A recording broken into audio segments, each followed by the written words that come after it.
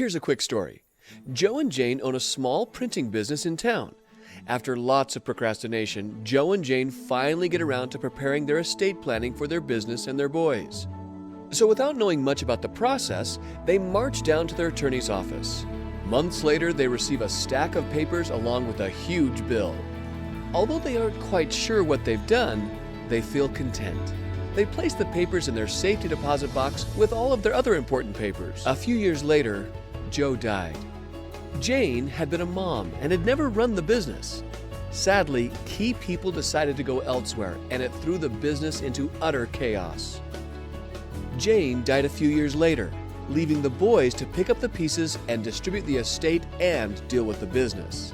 Before they could transition what was left of the business, sell the property, and split up the bank accounts, they had to go through probate court, which could take a lot longer than the boys ever thought. All the delays and hassle caused several fights between them, and the business continued to spiral.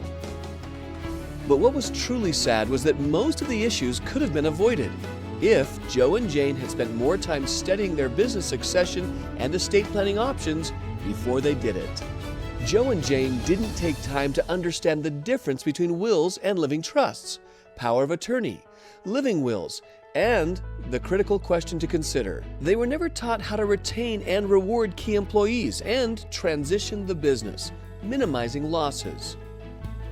Otherwise, they could have eliminated probate, simplified their directions, and made the process a lot less stressful for their children. Probably have lots of questions like, how do I protect my spouse after I'm gone?